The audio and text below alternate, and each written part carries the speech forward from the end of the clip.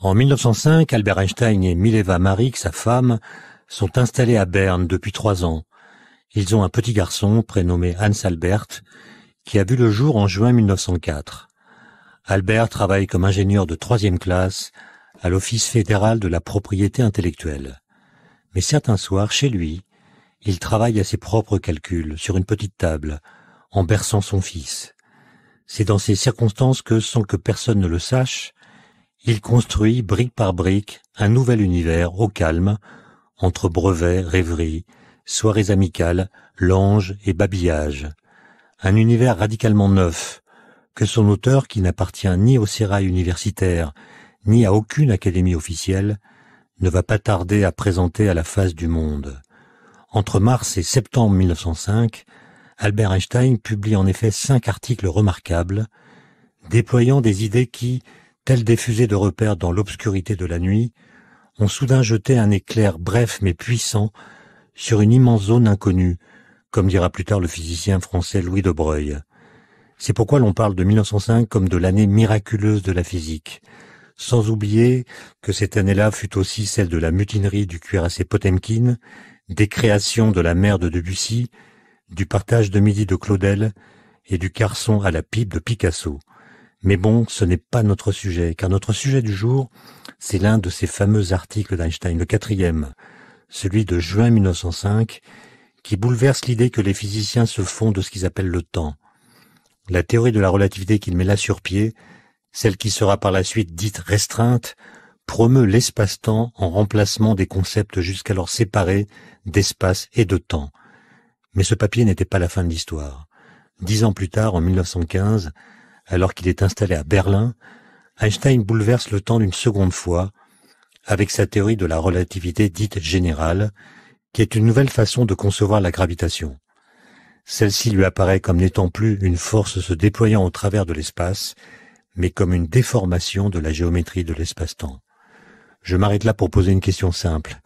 Au terme de ces 2 révolutions, la relativité restreinte puis la relativité générale, que reste-t-il de l'idée commune de temps? Pour répondre à cette double question, j'ai invité Roland Lehoucq. Bonjour. Bonjour. Vous êtes astrophysicien, vous travaillez au CEA et vous connaissez parfaitement ces travaux d'Einstein. Et donc, avec vous, on va essayer de tirer cette question au clair. Que devient le temps en 1905 dans cet article de juin? Quels sont les postulats auxquels Einstein est arrivé et qui vont bouleverser la façon de comprendre le lien entre l'espace et le temps? Alors, dans son article de 1905, Einstein fait 2 postulats qui résultent en fait d'une question qui se pose de l'interprétation d'une expérience d'électromagnétisme qui aurait 2 interprétations différentes selon le point de vue d'un observateur ou d'un autre. Et donc, pour réduire cette asymétrie apparente, il en arrive à donc faire ces 2 postulats.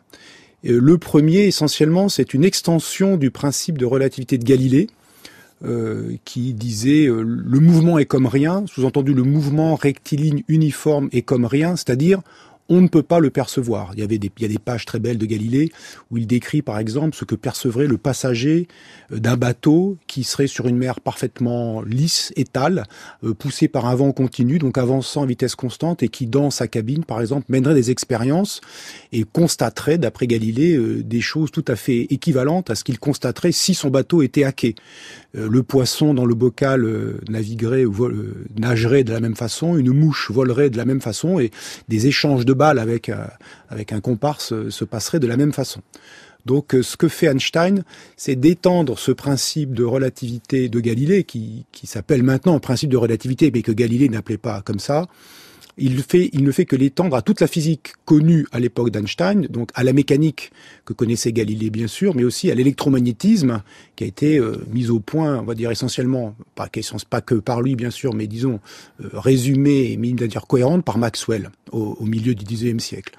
Et donc il étend donc le principe de relativité de Galilée à toute la physique connue jusqu'alors, disons la mécanique et l'électromagnétisme. Mais quand Galilée dit le mouvement est comme rien, ça veut dire que quand je suis en mouvement rectiligne et uniforme, tout se passe comme si je n'étais pas en mouvement. Tout se passe comme si je n'étais pas en mouvement, ou dit d'une autre façon, aucune expérience menée à l'intérieur du mobile sans référence à l'extérieur, un mobile clos, sans fenêtre, ne me permet de conclure au mouvement ou à l'immobilité du dit mobile par des manips de physique faites à l'intérieur de manips de mécanique ou des manips d'électromagnétisme. Et Einstein ajoute un deuxième postulat. Alors le premier est une extension, donc bon, après tout la physique a évolué. C'est pas une invention. Oui, c'est une extension, mais qui part de quelque chose de déjà conçu par Galilée. Le deuxième est plus scandaleux d'une certaine façon parce qu'il va contredire ce que pouvait dire Galilée. Le deuxième postulat d'Einstein nous dit que la vitesse de la lumière est indépendante du mouvement relatif entre un émetteur, une source et un observateur. Alors ça, c'est déjà plus scandaleux parce que selon Galilée et selon la physique qui prévalait, disons, jusqu'à Einstein, mettons la physique newtonienne ensuite, parce que c'est Newton qui a construit un cadre mathématisé très carré, si j'ose dire, de la physique, on compose les vitesses en les additionnant. C'est-à-dire que si une voiture se déplace à 100 km/h par rapport à la route, et qu'elle croise une autre voiture en sens inverse, qui se déplace aussi à 100 km/h par rapport à la route, eh bien, une voiture par rapport à l'autre se déplace à 100 plus 100, 200 km/h. On additionne les vitesses. Bon. Dans le cas de la lumière, ce que nous dit Einstein, c'est que ça ne fonctionnera pas comme ça. Si vous croisez un rayon lumineux qui se déplace à 300 000 km par seconde environ, et que vous le mesurez dans votre laboratoire, mais que maintenant la source que vous avez étudiée, vous la déplacez à grande vitesse par rapport à vous, par exemple à 100 000 km par seconde, je dis volontairement des vitesses irréalistes et énormes pour bien comprendre le point, eh bien vous n'allez pas mesurer 300 plus 100 ou 300 moins 100 000 km par seconde, vous allez mesurer encore 300 000 km par seconde. La vitesse de la lumière, sa valeur est invariante, on dit par changement de référentiel, elle est la même, quel que soit l'état de mouvement relatif entre la source et l'observateur. Alors ça, c'est plus scandaleux parce que c'est en contradiction avec, disons, l'addition des vitesses galiléennes.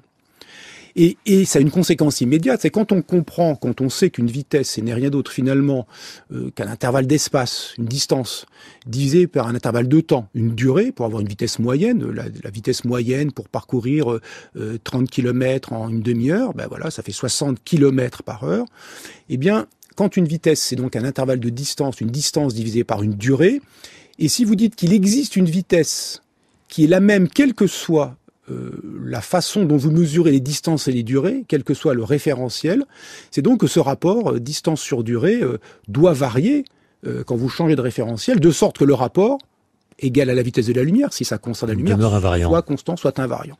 Et donc vous avez d'emblée la possibilité que, contrairement à ce que le cadre newtonien, disons une extension de ce que pensaient des positions galiléennes, le temps, les durées ne sont pas universelles, ne sont pas les mêmes pour tout le monde. Le temps n'est pas quelque chose qui est un élément partagé par tous les observateurs. Le temps n'est pas universel. Quand on dit qu'elles ne sont pas les mêmes pour tout le monde, on veut dire qu'elles ne sont pas les mêmes pour tous les référentiels. Pour tous les observateurs. Mais des observateurs différents dans le même référentiel voient les mêmes choses. Voilà. Alors, et mesurent les mêmes choses. Alors voilà. Donc après, ça veut dire c'est quoi un référentiel? Il y aura cette question qu'on va aborder, j'imagine.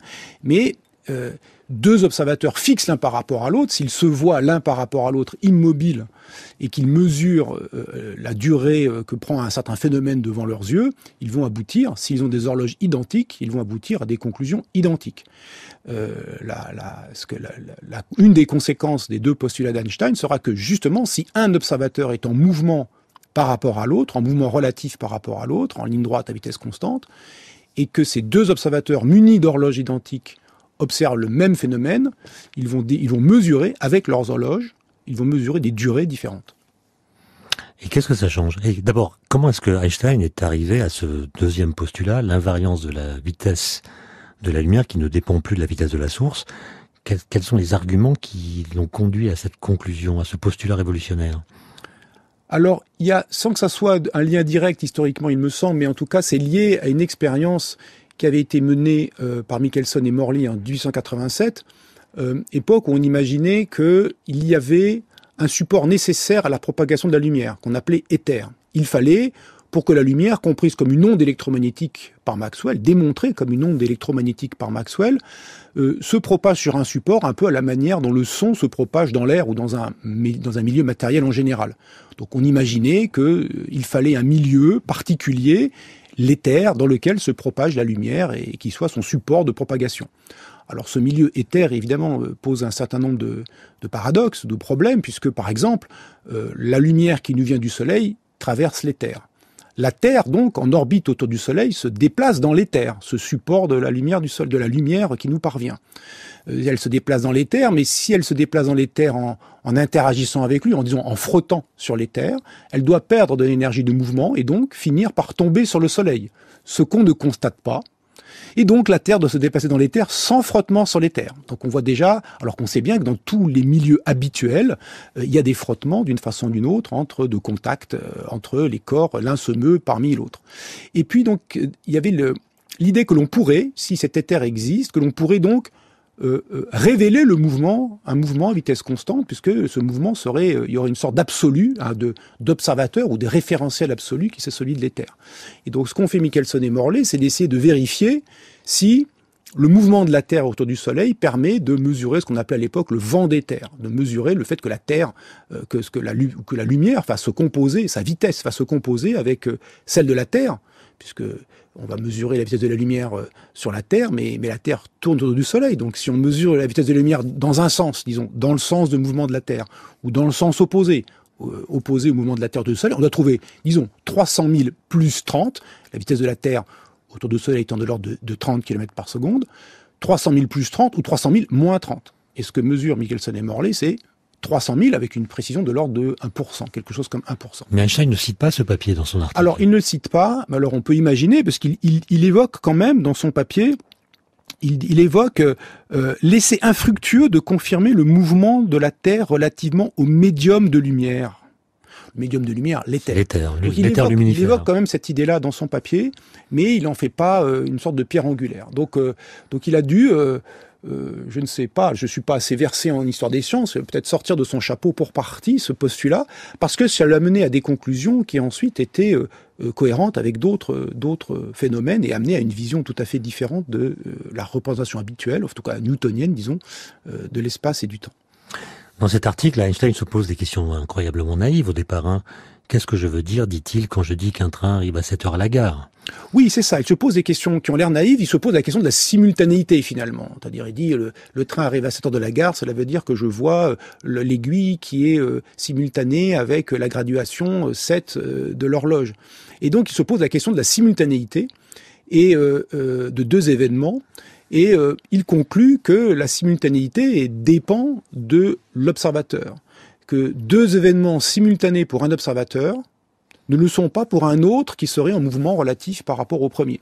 Et là, il a beaucoup les trains en tête, comme il travaille sur des questions de synchronisation d'horloge, ça va jouer un rôle important dans Quand il y a l'office des brevets, en effet, il regarde des brevets électromagnétiques pour synchroniser les horloges. De comment on synchronise les horloges pour des réseaux de trains, et pour des réseaux de trains que l'on veut plus seulement à l'échelle d'une province, mais à l'échelle d'un pays, voire d'un continent, enfin en tout cas d'une fraction appréciable de l'Europe. Et donc, il fait une expérience de pensée, en se disant, dans le train, il y a une source de lumière au milieu d'un wagon, le contrôleur regarde cette source de lumière qui va émettre un faisceau lumineux vers l'avant du wagon, la partie qui va le désigner lui comme l'avant, et vers l'arrière. Et la source de lumière est disposée en plein centre du wagon, de sorte que l'événement, le faisceau lumineux arrive en tête, et l'événement, le faisceau lumineux arrivant en queue, soit, pour le contrôleur du train, simultané. Alors maintenant, prenons le point de vue du contrôleur, qui est sur le quai. Lui, il voit le wagon défiler devant lui. Le contrôleur est sur le quai ? Pas le contrôleur, le chef de gare. Le chef de gare. L'autre contrôleur, un chef de gare, on va dire un chef de gare. Voilà, c'est beaucoup mieux. Le chef de gare qui voit passer le wagon, qu'est-ce qu'il constate ? Le faisceau lumineux, pour lui, a la même vitesse, 300 000 km par seconde, que pour le contrôleur. Ça, c'est le postulat d'Einstein. Et donc, le faisceau lumineux qui va vers l'avant doit, entre guillemets, rattraper le train qui progresse. Donc, la lumière est rapide, il rattrape aisément le train. Et puis, à l'inverse, le faisceau lumineux qui va vers l'arrière, lui, il va vers une paroi, l'arrière du wagon, qui se rapproche. Et donc, qu'est-ce qu'il constate ? Que le faisceau qui va vers l'arrière touche la paroi avant le faisceau qui va vers l'avant. Et donc, les deux événements qui étaient simultanés pour le contrôleur ne le sont plus pour le chef de gare. Donc on perd l'idée de simultanéité qui était pourtant inhérente à la conception newtonienne du temps. Absolument. Le temps était universel et absolu. Exactement. Et perdre cette notion de simultanéité, c'est une conséquence qui dit brutalement et tout à fait stupéfiante. Il n'existe pas de présent universel. Le présent d'un événement, c'est l'ensemble de tous les événements simultanés à un événement donné. Le présent de ma naissance, c'est l'ensemble de tous les événements qui ont été simultanés au moment, au jour et à l'heure dite où je suis né. Et ce présent-là, il était le mien, mais quelqu'un qui se déplace en marchant dans le couloir de la maternité où ma mère a accouché, eh bien, il se déplace à une vitesse relativement faible, donc les effets seront microscopiques, mais, très strictement, ce n'est pas le même présent. Donc, si je comprends bien Roland Lehoucq, ce qui est présent pour moi peut être dans le passé d'un autre observateur, ou bien dans le futur même d'un autre. Oui, c'est-à-dire que les événements, on peut aussi renverser la chronologie de deux événements, pas à n'importe quelle condition, mais on peut renverser la chronologie de deux événements qui ne sont pas causalement reliés. C'est-à-dire, il y a quand même un point dans cette affaire, c'est qu'il y a l'idée que cette vitesse de la lumière va apparaître comme quelque chose de très important. Même si on l'appelle toujours vitesse de la lumière, on pourrait aussi l'appeler vitesse de propagation de la causalité ou de l'information causale. Et que cette vitesse joue aussi le rôle d'une vitesse limite. Assez rapidement, Einstein comprend que cette vitesse, en lui donnant cette propriété d'invariance, c'est aussi une vitesse limite, une vitesse qu'on ne peut pas dépasser. Et donc deux événements qui ne sont pas causalement reliés vont pouvoir leur chronologie inversée. Il suffit de trouver le bon référentiel où on les inverse. Mais un événement qui est la cause d'un autre, qui sont éventuellement reliés par un faisceau lumineux, c'est-à-dire que on envoie un événement, je parle, mais ça a des conséquences plus loin. Je dis à quelqu'un à l'autre bout du monde par un faisceau lumineux, eh bien fais telle ou telle action, c'est déclenché par le signal que je lui ai envoyé. Eh bien ces deux événements-là seront toujours dans le même ordre. La chronologie de ces deux événements sera toujours respectée, quel que soit l'observateur. Donc si la causalité est engagée dans l'affaire, la chronologie entre deux événements est absolue. Ce qui peut changer, c'est la durée qui sépare la cause de l'effet. La durée qui sépare la cause de l'effet peut varier, effectivement. Ça, c'est l'idée que l'on peut dilater les durées, comme disait Einstein, en changeant de référentiel. La durée de deux événements dépend du mouvement de l'observateur, de l'état de mouvement de l'observateur. Donc il n'y a plus de présent, comme vous l'avez expliqué, en tout cas le présent n'est plus absolu, il est local d'une certaine façon. Est-ce que on peut quand même trouver un moyen, en partant des postulats d'Einstein, de synchroniser deux horloges? Ah oui, bien sûr. Comment est-ce qu'on fait? Alors, pour synchroniser deux horloges, Einstein a une méthode encore d'une redoutable simplicité. Vous avez donc ces deux horloges, on va supposer qu'elles émettent leur heure. Ce sont des horloges radio qui émettent leur heure. Et ces horloges, la première horloge, pour savoir si elle est synchronisée avec la deuxième, émet un signal lumineux, un signal radio, vers la seconde, qui reçoit ce signal et le réémet vers la première. Et à chaque fois, dans chaque signal est codé l'heure à laquelle l'horloge 1 a émis son signal. Pour elle. L'heure à laquelle l'horloge 2, supposée fixe par rapport à la première, et renvoie le signal vers la deuxième. Et puis enfin, l'heure de réception du signal. Donc on a finalement 3 instants. L'horloge émettrice qui dit « suis-je synchronisé avec l'horloge qui est là-bas ?» Elle a 3 informations, l'heure d'émission pour elle, l'heure de réception pour elle, et l'heure à laquelle l'horloge à qui elle parle a reçu son propre message. Et les 2 horloges sont synchronisées si la moyenne du temps d'émission et de réception est égale au temps de réception à l'horloge à qui l'on parle. Donc il faut faire un petit calcul. Il faut faire un tout petit calcul, et si jamais cette égalité toute simple n'est pas vérifiée, l'écart donne la désynchronisation, il n'y a plus qu'à agir. Ça ne se fait pas simplement en tournant un bouton, ça prend une certaine durée, mais il y a tout un protocole électronique, numérique, qui est mis en place dans les horloges atomiques qui discutent entre elles pour établir, par exemple, le temps atomique français.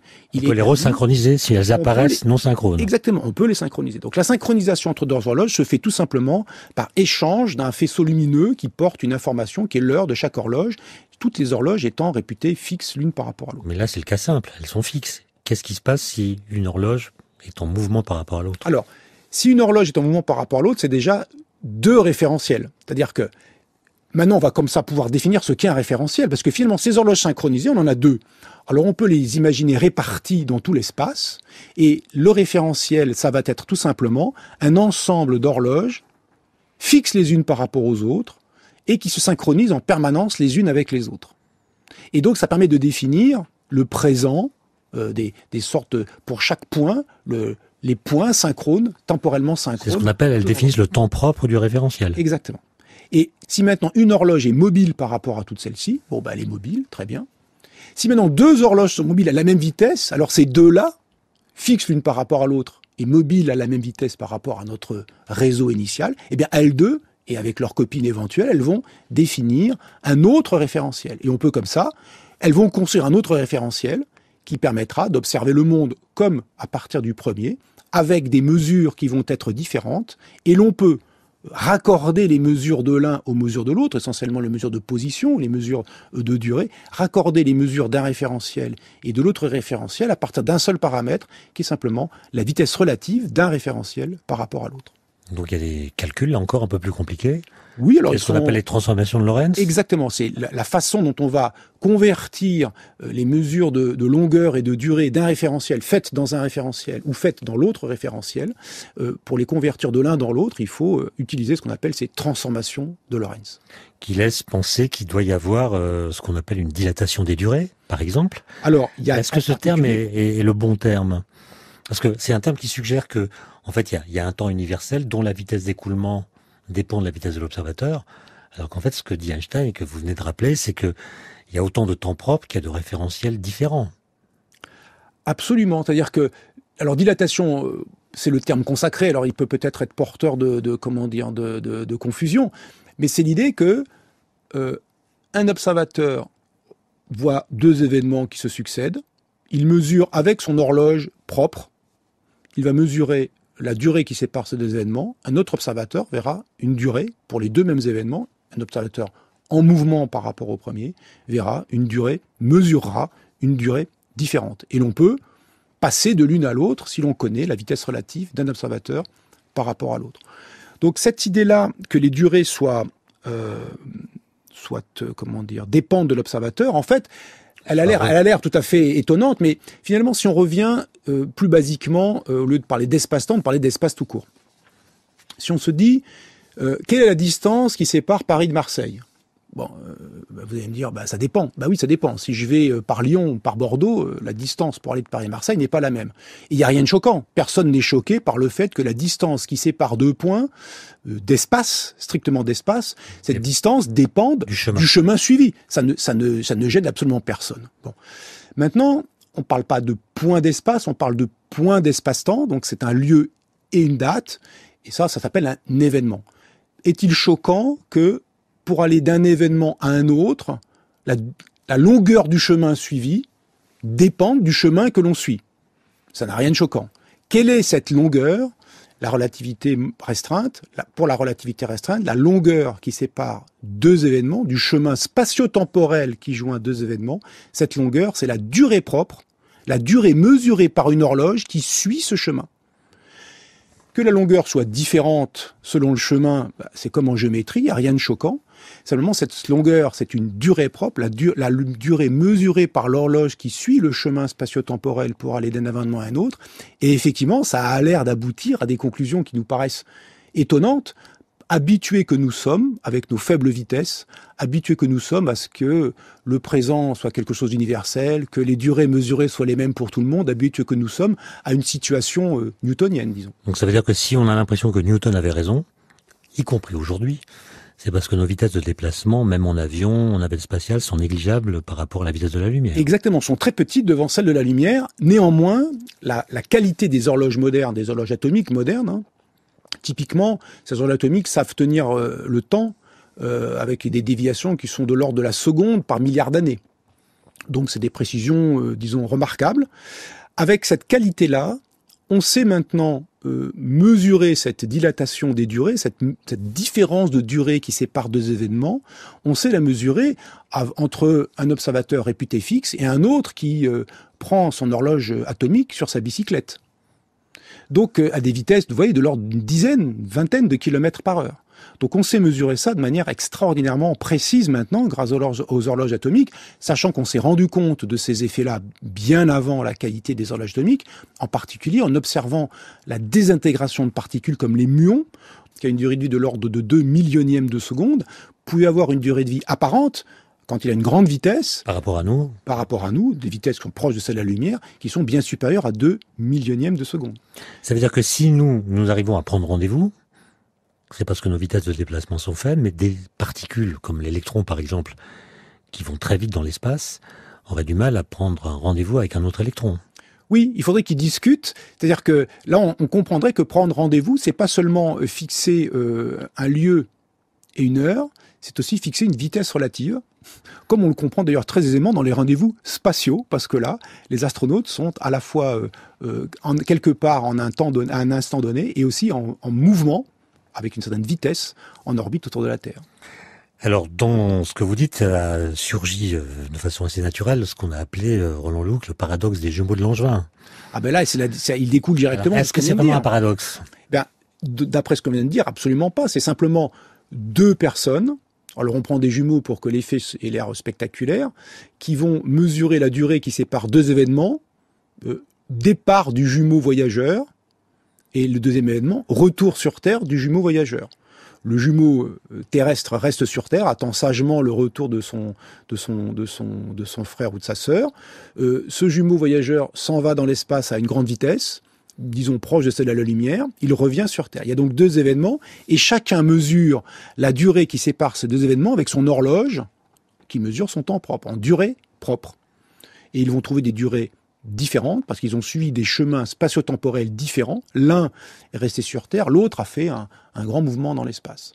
Et donc cette différence peut être spectaculaire si l'on a des vitesses proches de celles de la lumière. Ça peut être quelques années d'attente pour le jumeau terrestre, quand le jumeau voyageur ne voyage que quelques semaines ou quelques mois. Mais le voyage du jumeau voyageur ne change rien à son temps propre, parce qu'il reste immobile par rapport à lui-même. Absolument.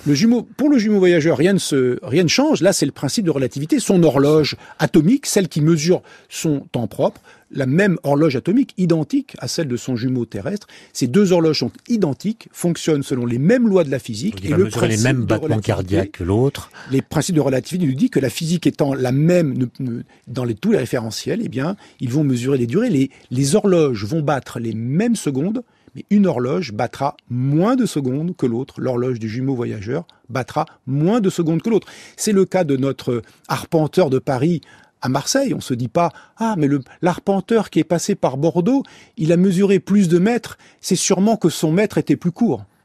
Personne ne dit ça.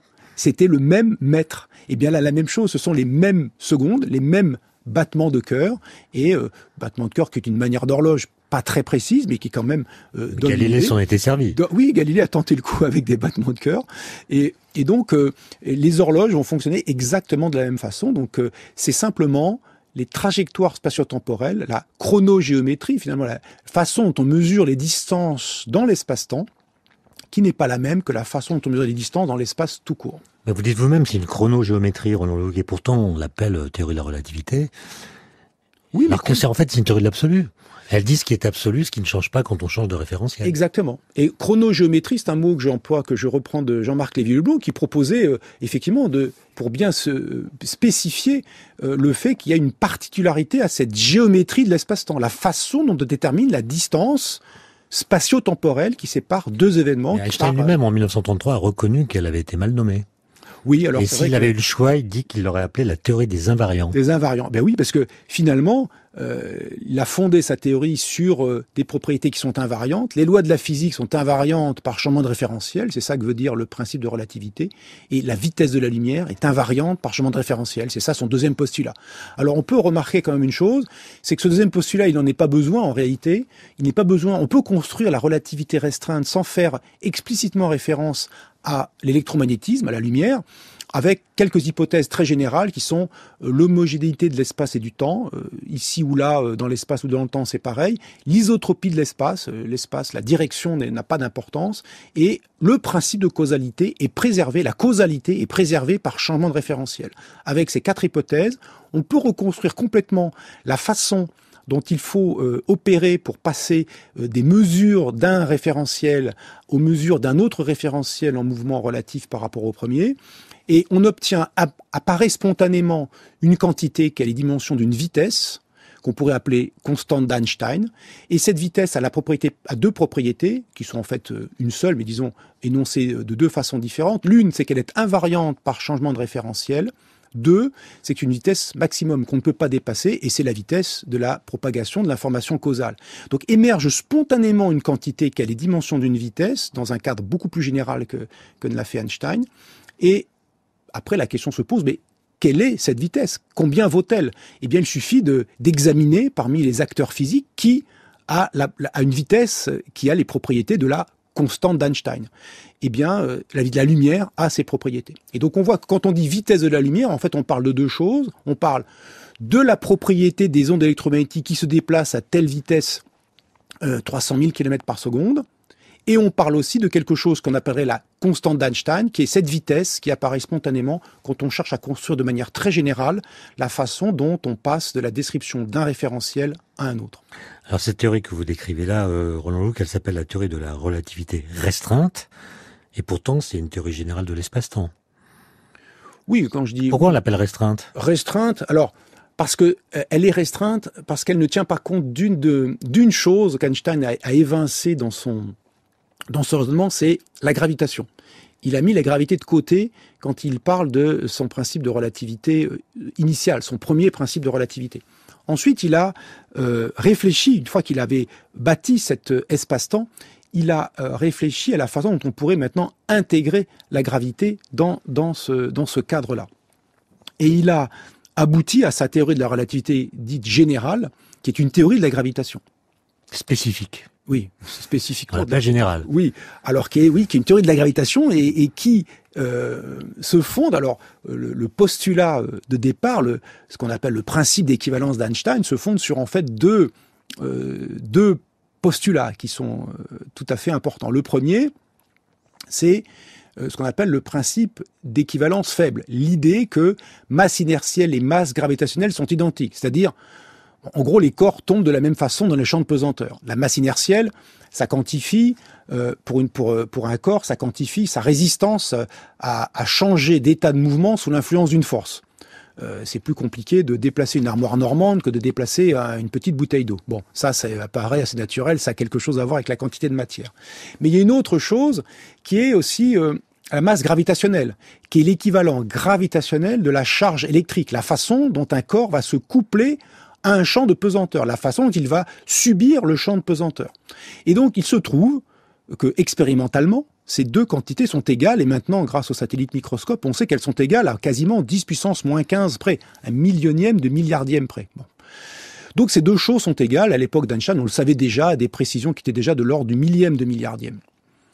Première chose, masse inertielle et masse gravitationnelle sont égales, les corps chutent de la même façon, quels qu'ils soient, dans un champ de pesanteur. Deuxième idée qu'ajoute Einstein, c'est qui complète le principe d'équivalence faible pour en faire son principe d'équivalence dit d'Einstein, c'est que les effets d'un champ de gravité, pour une expérience qui n'utilise pas la gravité, les effets d'un champ de gravité sont équivalents à ceux d'un référentiel, d'une accélération. Et elles sont équivalentes localement dans l'espace et dans le temps. Donc si vous ne regardez pas trop large autour de vous et trop longtemps, si vous n'observez pas ça pendant trop longtemps. C'est-à-dire quoi? C'est-à-dire si je tombe, je ne sens pas mon poids? C'est exactement ce que traduit cette façon technique, cette traduction que je viens de donner, traduit de façon imagée par l'idée qu'Einstein a eue en 1907, cette idée qu'il a qualifiée de plus heureuse de sa vie, se dire que si je suis en chute libre, je ne ressentirai pas mon poids. L'idée que si je suis en chute libre, on peut faire l'expérience. La prochaine fois que vous êtes qu'un ascenseur se décroche, inutile de hurler, ça ne sert à rien, vous allez vous écraser, vous êtes promis une mort certaine. Faites de la physique. Sortez de votre poche vos clés.